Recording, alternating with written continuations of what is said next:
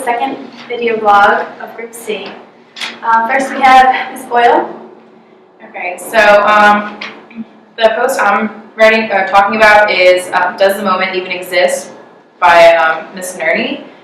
She's debating like the differences between Savage Man and Silva Man and like when the moment exists that they're unequal from each other. And one of her main points is that it's like might be from the cry of nature or from agriculture that define the moment. I thought the cry of nature was really interesting because she talks about how like maybe a man would be attacked by an animal and then another man would find him and they'd fight the animal off together and they'd realize that that's how they should be living their lives and like together and start it all from there. But I don't think that would happen. I think that people would learn that together. He wouldn't just be the only one that would find out that being together is better. Like it wouldn't just be one person. So my question to you guys is like, is there a moment where you can like define the unequal qualities between Savage Man and Civil Man? Yeah, I think I agree with like both you and Ms. Nerdy. I think that even if there was a specific moment that happened, like nobody would be able to like tell when that moment was because it could happen to one person, it could happen to like 5 people, and if it only happened to one person, then the chances of that getting like distributed or like told to other people is going to be like really slim. So. Don't you think as soon as a group of people or 2 people even decided to come together and join together and start making society, that society would instantly start growing because there are multiple people in one society, and then they could all find it easier to even just reproduce and grow their culture? Yeah, but like there's different societies across like the world that are civilized, and they're like there's no way they could like touch each other. So there has to be, there's different moments for each society. I guess, you know what I mean? Or like even if there was a moment, how would you know? Like how would he be able to like inform everyone else? Or how would the Savage Man be able, like how would that period be able to happen? Because wouldn't that moment have to happen like pretty fast if there are people together? Mainly, I just don't think it's like it is the defining moment of inequality. It's just like a Civil Man comes from a Savage Man, like that's the same person. They're not different people. Just because they've changed throughout their existence doesn't mean that they're different people. So I don't think you can define one moment as being unequal from each other. They're the same person. It's probably not one. It might be one moment, but it's probably one moment that occurred like numerous times throughout history. Because every time humans, we just generally there's a dominant over each other, and over the course of history, there are probably different times where somebody else fought the dominant one and set a new trend, and that way, like different things could have created different inequalities. Like there would be numerous changes in what the inequality was. Anyone else? Any thoughts? Okay, well I did Miss Maui's post. It's called No Curiosity, and she's basically saying that Rousseau's idea between the difference between a man and an animal is really interesting because he says that the difference is that man is like a free agent, so he's able to choose whether to like listen to his instincts or like refuse them, and like that's a huge difference between a man and a savage. And if they're so strongly able to resist or choose, then why do they have no curiosity and they have no interest in like looking forward or looking to things? And then Miss Pickrell commented, and she basically agreed with her, and she said that she agreed, and she said that curiosity leads us to like what we have today, and that's the thing that keeps driving us forward. And so my question basically is, when do you think that that this idea of curiosity occurred, or do you think that it was always in there, and the fact is that society just grew from something small to something bigger, and the curiosity, which is what drives the society forward, is always in Savage Man? I think it was always there. I think that there's no way to stop like humankind from wanting to know more and wanting like having that like drive. Like obviously it's obvious that Savage Man did have the drive to begin with because he turned it into Civil Man. So he had to have that curiosity to start thinking and start coming up with these ideas and making the world the way we know it today. Yeah, I have to agree. Even if we want to take the story for like Adam and Eve, for example, like the reason why Adam like ate the apple was because he was curious. So I guess that's just one example of many that we can prove that Savage Man was curious like from the start. Do you guys think that curiosity and not reason would be the reason that Rousseau would define savage man and civil man different, or would it be more reason? Well, like you can see in the difference, like of Rousseau, like clearly has a different idea of what makes man than what different from animals than what like all the other philosophers that we've read have.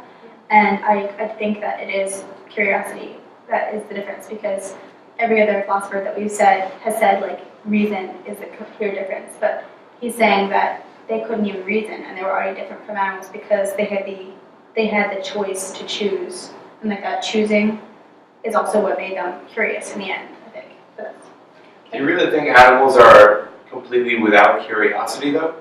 I mean, I think animals are curious, and that is what drives them to other places and allows them to migrate and expand. But I think that humans are the only ones who are able to capitalize on that curiosity. I actually agree with you. I think animals are curious, which is what drives them to do what they do sometimes, but I don't believe they have like reason. Like they could be curious and they could really think something's like wrong, but they don't have the reason to like don't do it. They just kind of act on their curiosity, which is where I think I agree with you, because humans have a choice to like decide whether it's right or wrong. Yeah, I think it's like reason. Because you see like a dog with a ball, and he's really curious, like what's gonna happen with this dog. But he doesn't have any reason to like behind your back or whatever. So No, I think that's a really good example. I think that it's not just curiosity itself, though. I think like every animal can have curiosity, but the difference is that man can choose what he looks at, what he's curious. Like if he's curious about something, he can choose to go against his instinct about that, and he can choose. I wonder if I would eat this thing that I wouldn't usually eat. Like an animal would be curious and sniff something out, but he probably wouldn't eat something if it wasn't in his normal diet. But they both have to kind of go hand in hand, and that's what kind of sets the difference between the savage man and civilized man. Like the savage man just realized it's they just know. I have to agree. Sorry for the interruptions. But kind of like Thomas Aquinas' famous quote, one person desire for knowledge. So like you have to be curious, and you also have to, for some reason, that's how you get an end result. Okay. All right. Well, why don't you start the next topic? I did my blog post on.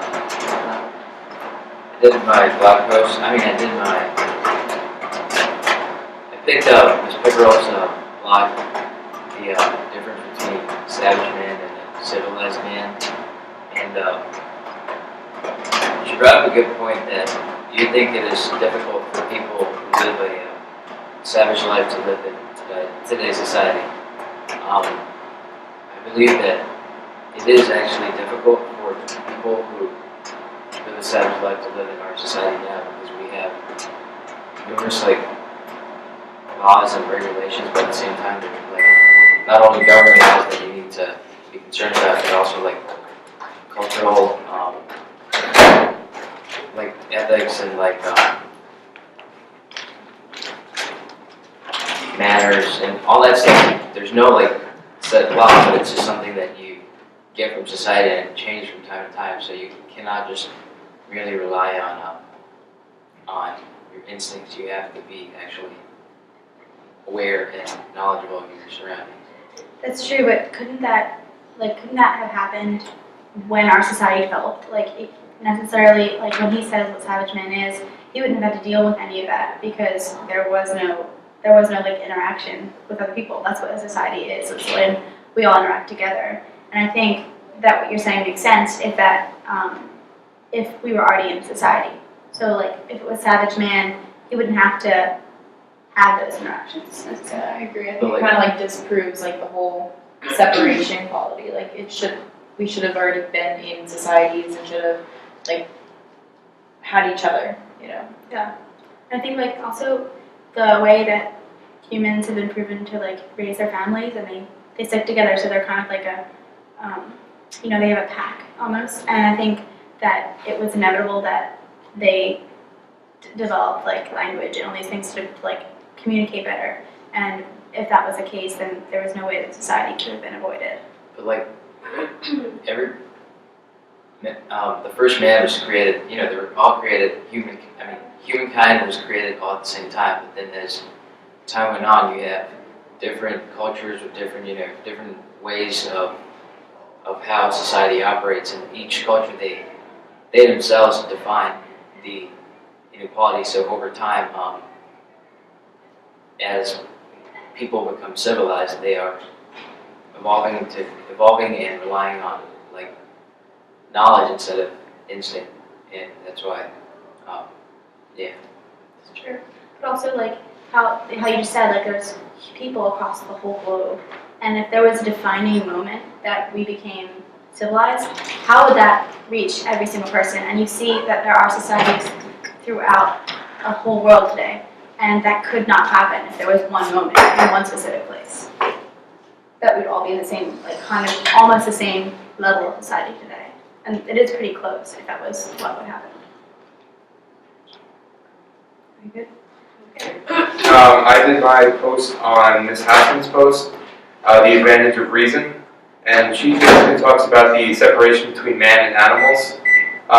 And my question is there really a definitive difference between man and animal? Rousseau in the book talks about three distinct differences. Let's see if I can find them. One of them is the use of speech and how we communicate with one another.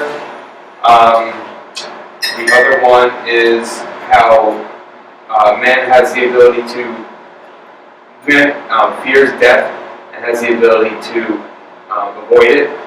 And the other one was,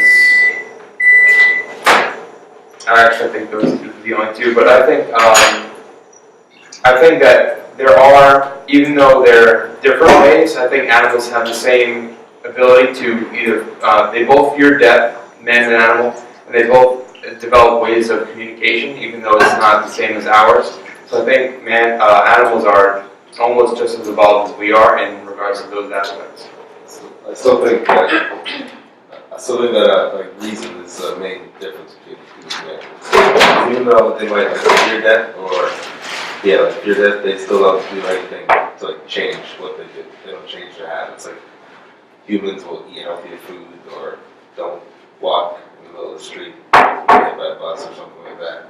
But just animals just do the same thing over and over again.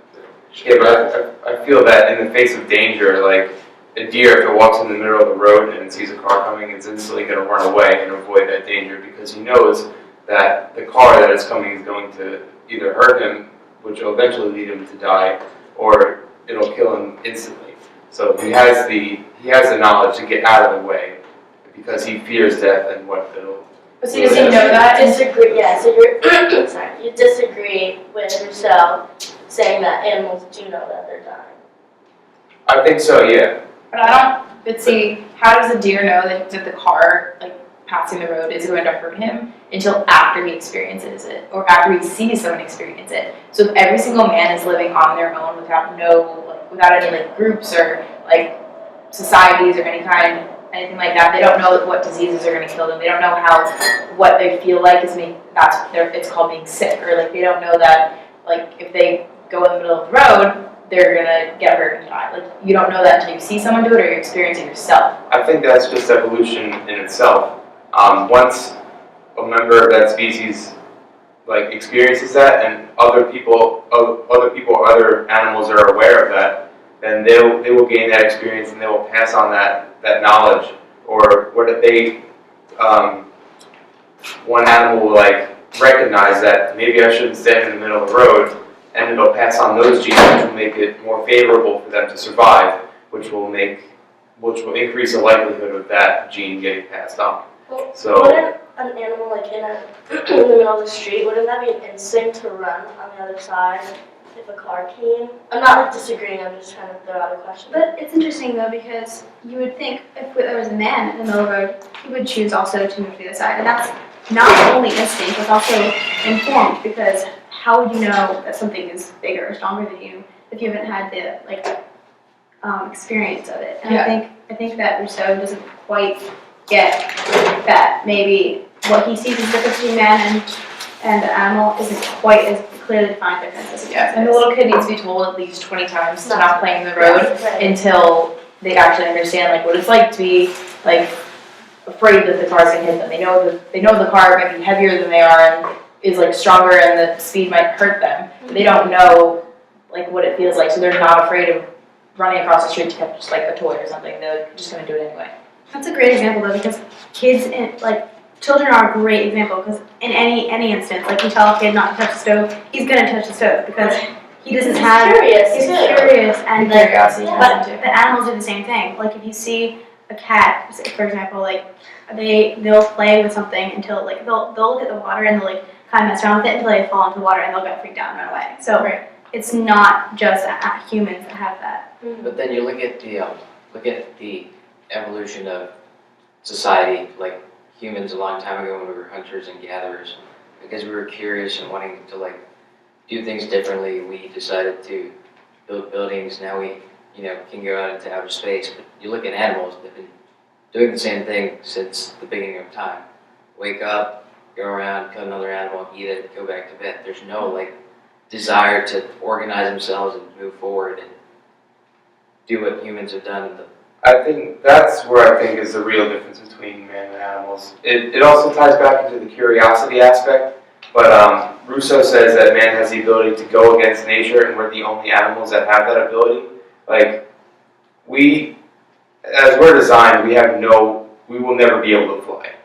But, like, we have the ability to design and build things that will allow us to fly, like we've done with planes and rocket ships or whatever. But in nature, that was never designed for us. We were never designed to be able to fly. But we have the ability to go against what nature's natural laws and do those things.